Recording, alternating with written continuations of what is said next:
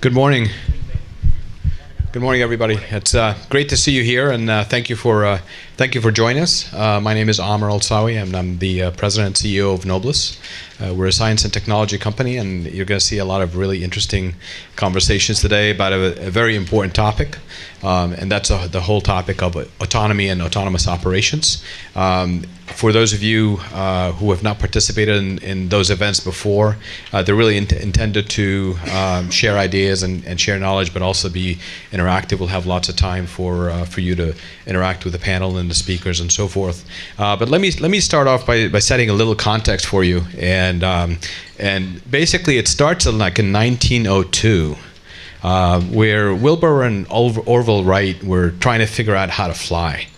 And what did they do that was different from everybody else? They spent an enormous amount of time thinking, watching birds, watching their flight, doing lots of experimentation, failing a whole lot of times. And as you look at the image that's there, I'm gonna play it for you and let you watch a little bit and think about it in the context of autonomous operations. For those of you who have not seen this before, these are starlings, and the effect is called murmurings. And think about that in terms of autonomous operations. Those could be drones, those could be cars that are orchestrating things. There could be sensors orchestrating stuff. It could be lots of mobile devices doing their own thing, things that we haven't imagined yet. And if you think about those kinds of maneuvers with that kind of density, at those kinds of speed, with that kind of agility, tremendous amount of trust is required in order to do that. What happens if that gets disrupted? How does it get reconnected? How does the system reset itself? What kind of detection capabilities do they have? What kind of metrics do you have for trust and communicating that at the speeds that are required in order for you to actually execute an operation?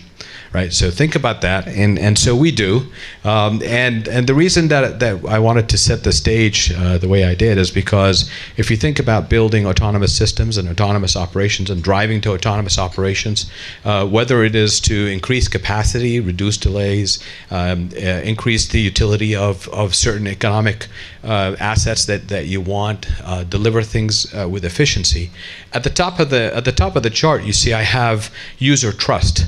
User trust becomes extremely important in areas where you're moving at the speeds that we're talking about.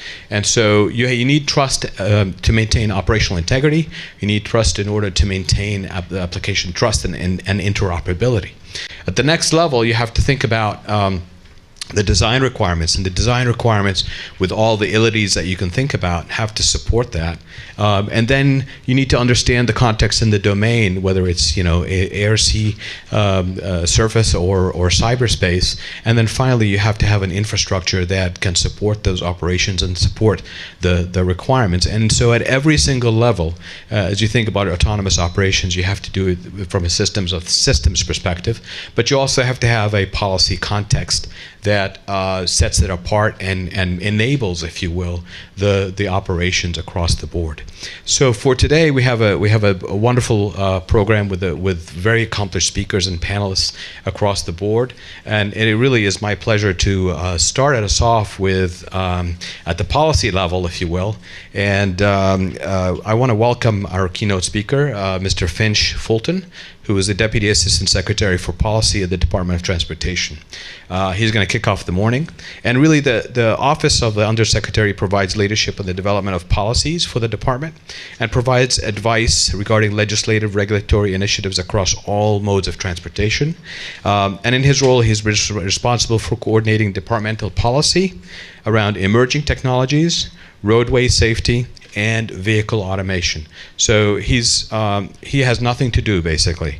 It's a fantastic portfolio, and you can imagine the interactions between government and industry in that space. And so it is my pleasure to welcome to the stage Mr. Finch Fulton.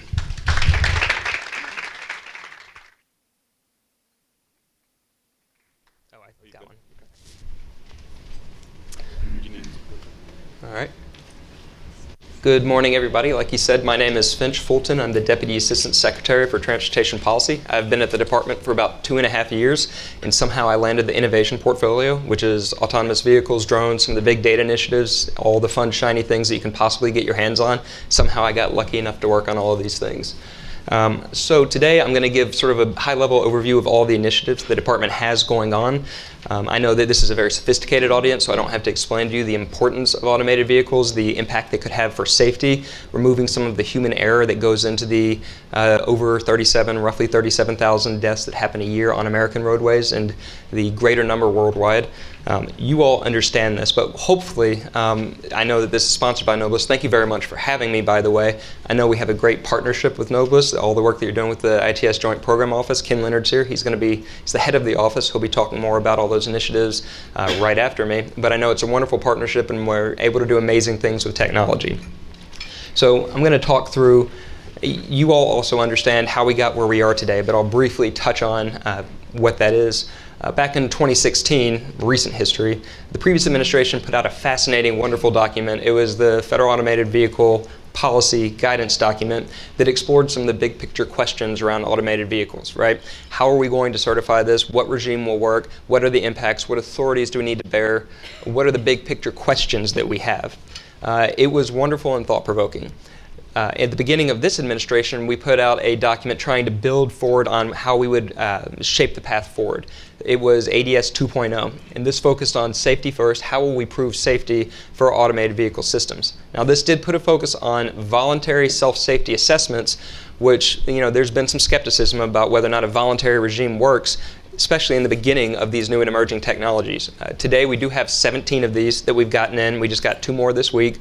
We see more coming in the near future, and it's wonderful to be able to take all of these directions for how to ensure safety of these technologies, compare them, learn from them, and build from them. We see different companies and different approaches learning from each other by participating in these voluntary self-safety assessments.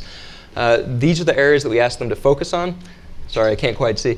These are the areas we asked them to focus on, but this document, focusing on safety first, serves as the cornerstone for our entire approach for the entire department to how we address automated vehicles. So from this cornerstone, we've built out AV 3.0. This is the document that we put out at the end of last year. This is multimodal, so this is not the 2.0 focused on the vehicle safety itself. Building out from there, this sort of lays the foundation for all of our work going forward. This is multimodal, so it's more than just the vehicles that NHTSA ensures the safety of the vehicle equipment itself. This includes Federal Motor Carrier Safety Administration, the operations of trucks, the Transit Administration, which does a lot of funding of transit vehicles so they can shape what the future of transit vehicles looks like, as well as a lot of our other partners that include automation, such as the Maritime Administration with ports and shipping. The Federal Aviation Administration provided a lot of expertise with their experience of automation. Obviously, they have decades of experience with planes being automated, hitting greater levels of safety, and improving aviation operations. We brought together the entire department to make sure we had a holistic approach that would be consistent for years to come by including everyone in the department in this initiative. As you can see, we laid out a number of key principles for how we address these things. We'll touch on that in a second, and strategies for how we're going to be engaging with you and how we'd like you to engage with us so that we can make sure we build this together for something that works for all of our partners. This document did provide new safety guidance, building upon what we already knew. We hope it has done a good job reducing some of the policy uncertainty as we approach these questions, these big, hairy questions, and move forward. And then, again, outlining the process for working with the Department of Transportation. So first and foremost, in everything we do, we will always prioritize safety. This is important, and without safety coming first, people will lose trust in this technology, they'll lose faith in it, it will go nowhere, and all of the potential that it has will go away. So this has to be our North Star guiding everything we do. We've heard a lot about our technology neutral approach, and this means for connected, automated, electric, shared, you name it, we want to be tech neutral. We're not going to mandate, we're not going to force these things, we have to let these technologies develop. We do want to, for example, protect the spectrum that is needed, the 5.9 gigahertz spectrum that is needed for vehicle communications so that they can coordinate, so they can help improve safety there. But we don't want to say it must be DSRC, it must be C-V2X, it must be some future 5G technology that's being developed. We need to give the innovators and all of you the opportunity to come together to find the best technology that works in the long run. but we do not want to be the chooser of technology because the government doesn't have a terrific track record in that. We are going to modernize our regulations. We have to do that. You cannot put an automated vehicle without a steering wheel on the road today. We have to update the regulations to show how to do that safely. And so we have a lot of work to do there. We're going to be consistent in everything we do. That's why it's important to come together as a department to ensure that we all are on the same page, so that when you ask ITS JPO a question, you'll get the same answer as you would with NHTSA, as you would with OST. We have to be consistent. We have to drive that one DOT approach. We're going to prepare proactively for automation, and you'll hear us talking more about this, but this includes not only the critical path of updating the regulations to allow these technologies on the road, but also thinking through the workforce impacts, the privacy, security impacts, all of the other impacts that people are worried about. If we don't play a role in addressing this, we will not have the opportunity, things will not move as quickly as possible. And then the sixth one is just ensuring that people understand we're not going to take away their ability to travel and to choose options on their own. We want to protect the freedoms that people know. They get very scared of these technologies, mostly because they're not on the road, right? We have some levels of technology on the road today, but we don't have truly autonomous vehicles on the road. People get scared, and so you have to make sure they understand that they can drive. I could drive my 2004 car as long as I want. It's not going to be automated ever. We know that this is a future that we think makes sense. So I do want to focus on the cross-cutting issues. One of the main things that we took a lot of effort ensuring that we had clarity amongst ourselves even was shaping the federal role in these technologies. We are not the innovators ourselves. We are not the ones creating these technologies. We're the ones working with industry on these technologies. So that means we shouldn't develop the technologies. We shouldn't replace private sector businesses. But the federal government does have a role in a number of cases where there are market failures or where the problems are so big that we have to have a full approach. And the key area that I like to point out is with accessibility and ensuring that these vehicles can work for people with all sorts of disabilities. So one of the things we made sure to get out before we put out AB 3.0, and then we included it, is the travel patterns of American adults with disabilities. We published the study, but the point of this is all to look at, if you look at the majority of Americans will have a disability at some point in their lifetime, whether it's from, well, you name it, or through becoming older and then losing mobility options. These technologies can help address these issues, and so we need to keep them on the forefront. They can open up new labor opportunities. They can help people connect with their family. People with disabilities suffer higher levels of loneliness even because they tend to be stuck at home. So we have to make sure that as we work on these vehicles and as we work on these initiatives, we're thinking through all types of disabilities and working towards the North Star of universal accessibility and universal design. So this is a great opportunity to take all of the research, the billions of dollars in research going towards automated vehicles, to ensure we're shaping that and working proactively to make sure these technologies can work for people with, cognitive, visual, auditory, with mobility disabilities. You name it. We do have a wonderful opportunity. This is not a silver bullet, but if we can use this and build on the research, maybe we can even make some of today's systems and today's vehicles and today's challenges, we can address them by using the research, by using this momentum to leverage greater accessibility designs for vehicles in the near future, not waiting for the silver bullet of an automated, truly universally designed automated vehicle. We have a number of wonderful initiatives, and you're going to hear a lot more from the department in the future focusing on these issues. I think we have some great research projects going on, whether or not it's ITS for the underserved community or through the millions of dollars we're spending through ATRI, through some of our vehicle design initiatives, through NHTSA, and just through the department as a whole. This is a focus, so you're going to hear and see more from us because this is the federal role. We belong in this space, helping these technologies develop in these ways. One of the places that we focus this on is in the $60 million we put out for the automated driving systems demonstration grants.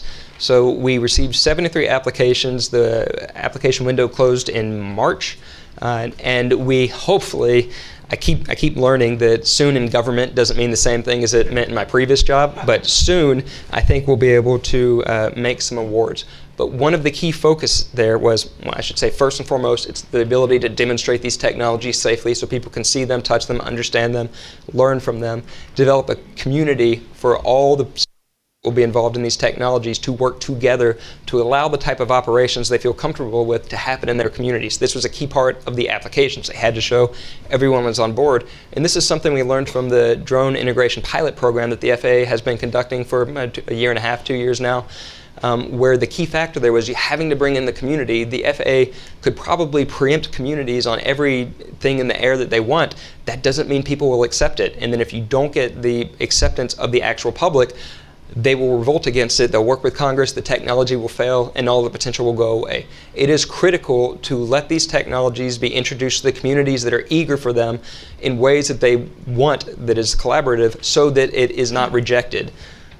So that's important, and that is something that you'll see across all of these new technologies. Also, the data that we need, it is critical. The reason we do this is so that we can update our regulations, so we can update our standards. If we're not getting data that helps economists or that helps the lawyers making the rules prove the cost benefit of these technologies, there's no reason to spend this money, right? If we cannot get data, we cannot accelerate the path forward. And one of the things that I'm hot to trot on about this is we got 73 applications. They all offered different types of data that they would be willing to provide. So as we talk about data sharing and as we talk about having a safety goal that we're working towards, knowing what data is feasible that people are willing to offer, now granted for millions of dollars, but it's a starting point, right? What is the data that is feasible for them to offer today that can help us make these rulemakings, that can help us with this? So this is something I want to make sure we can get out in people's hands to understand. Here's what's offered now, here's what is feasible today. That's at least a good starting point so we can all have a common menu to start from. Getting to this, these are the three focuses, but also we have to ensure that one of the key requirements that we sought was vehicles that can prove accessibility concerns, that can be used to improve accessibility. So I understand truly highly autonomous vehicles don't exist today in the way many people think about them, but how can we use today's technologies to improve, paratransit is a good example that we've seen around the country, or some of the accessible vehicles that you see even driving around nearby. How can we use those and learn from those? So we see that, and we call specifically for people that need wheelchair restraints, because that is a novel one that if you don't call out specifically, people often don't quite think through the entirety of what that means. So you see that in this notice of funding. I hope that we will get everything we want, but we'll see. This is a tough program. These are high-profile dollars. They have to be Buy American compliant because these are American taxpayer dollars. They need to support American innovation.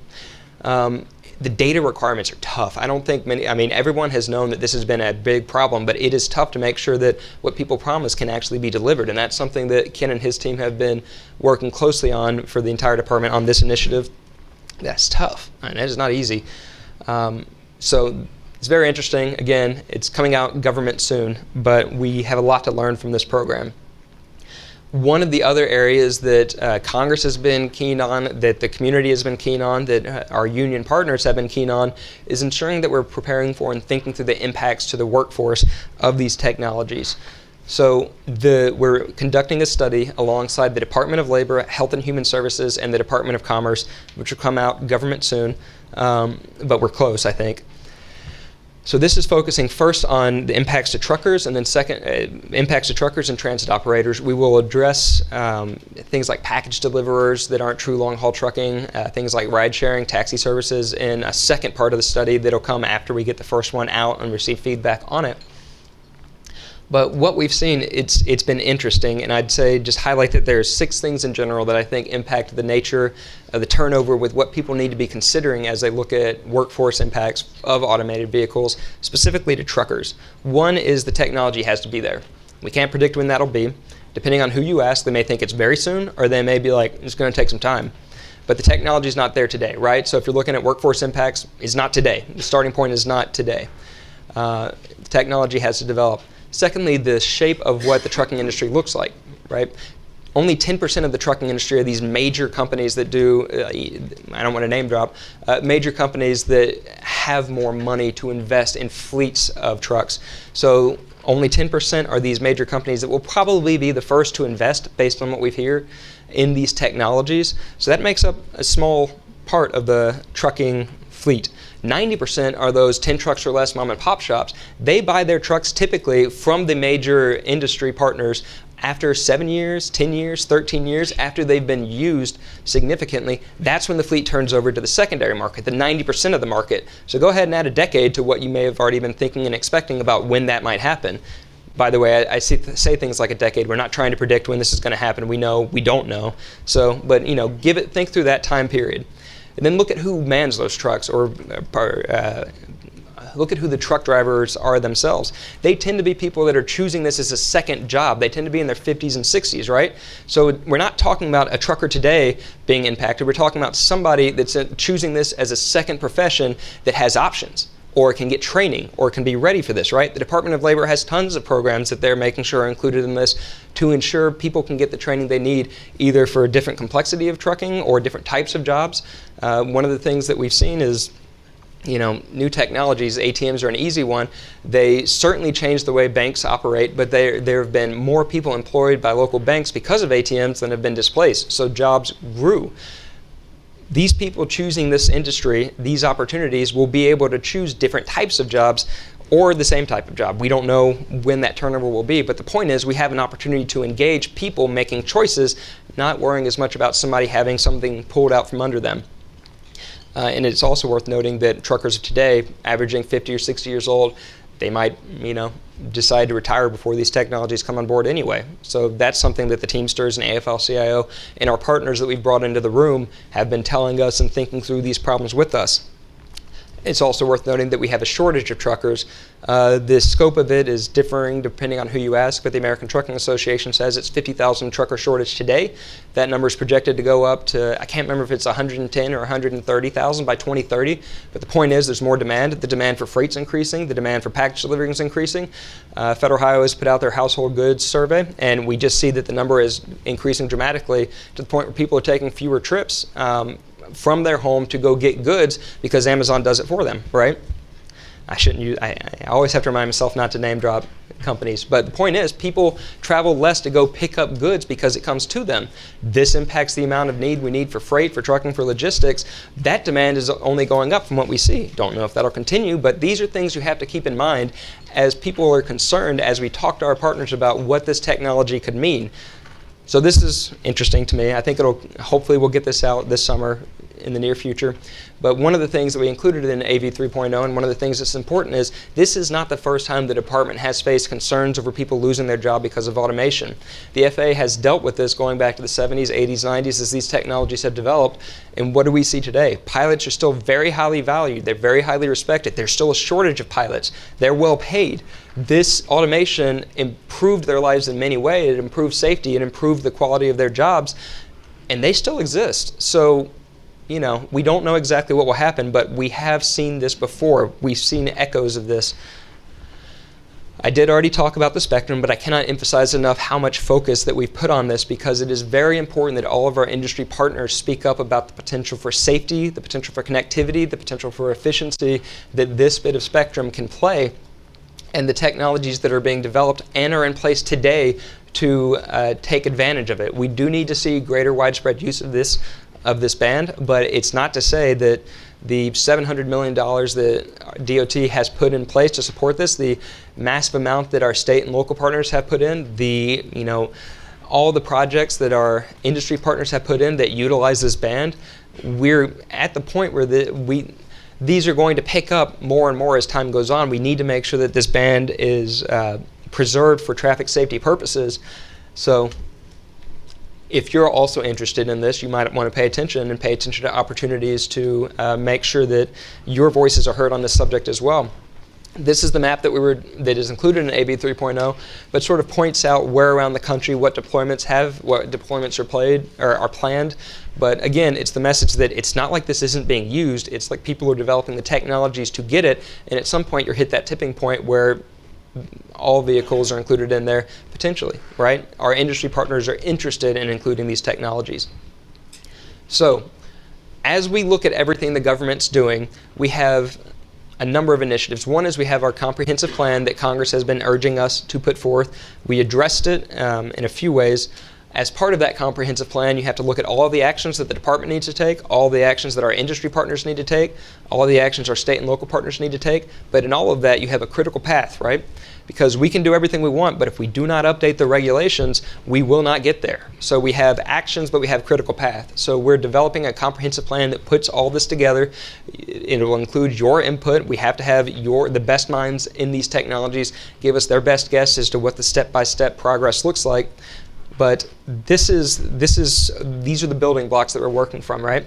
First one is the FMCSA one. This is a big, complex document because instead of doing lots of little ones, it made the most sense for them to put it all together. So this is a document that is really important for the future of commercial motor vehicles with how we're going to address automated vehicle technologies and what that means for those that do the inspections, what that means for operations, and so on. The other one that I wanted to point out is NHTSA's efforts to remove some of the regulatory barriers around the federal motor vehicle safety standards. So I love NHTSA's approach. They're doing it two ways at the same time. One, you have the step-by-step approach that goes into each and every single FMVSS. This is something we've been working with Virginia Tech on for a number of years, and a number of probably of you in the room for a number of years. But this is going piece by piece and looking at every single comma, every single period, every single word, and figuring out what needs to be changed and what do we need to prove so we can make these updates. This will take time, and we see how fun this is with our drone initiatives to go into every single reg and update them piece by piece. This is important, and we're going to continue our focus on this.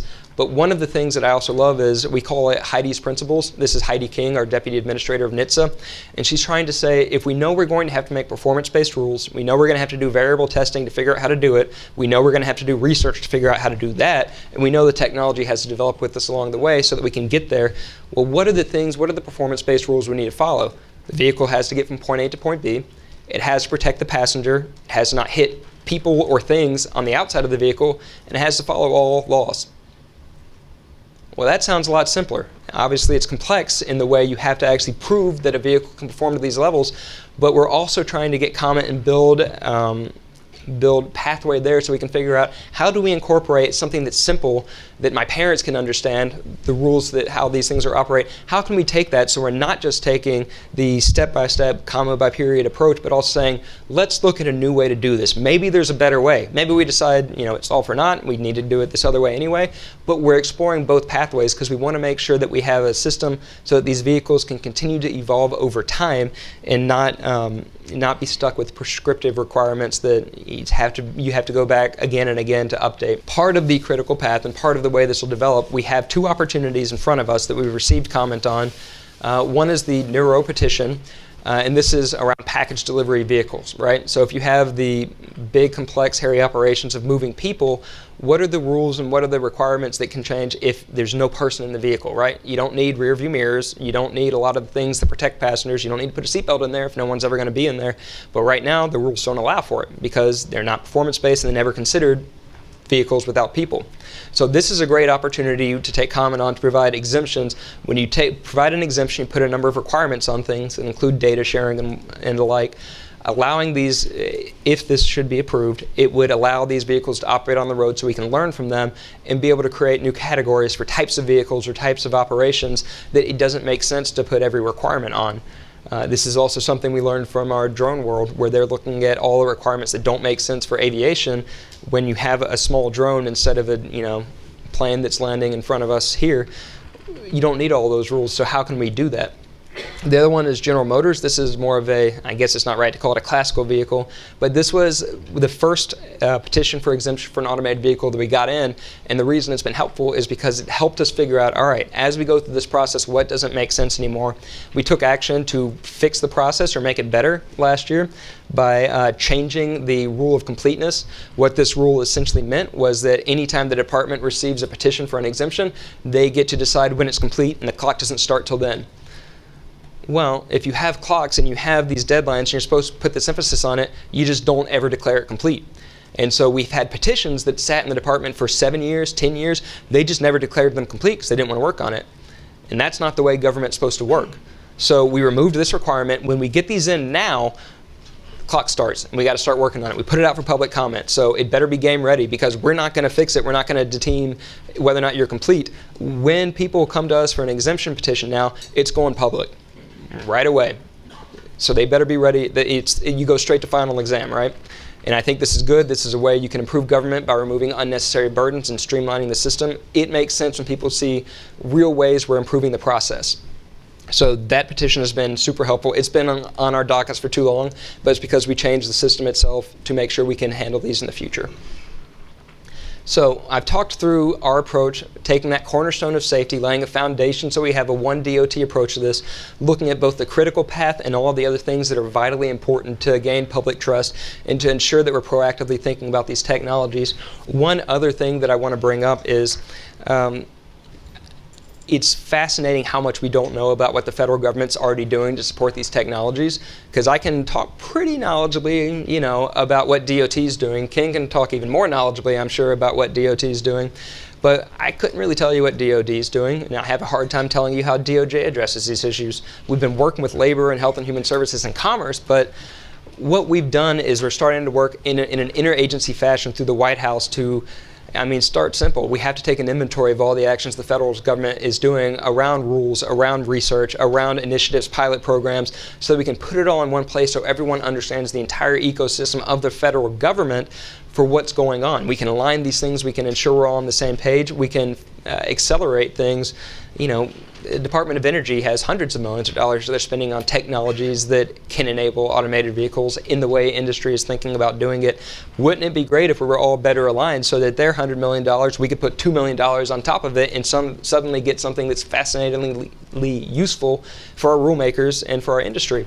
So we're doing this right now. We already have people over at the White House. It's a big effort. It's an interesting effort. But as we talk about the comprehensive plan, the critical path and the other things, it's important for everyone to have all of the pieces to know what needs to go in that and to know what makes sense to do in what order. You got to do this, and this is something that we don't have today, and this is a great effort that hopefully will get out government soon.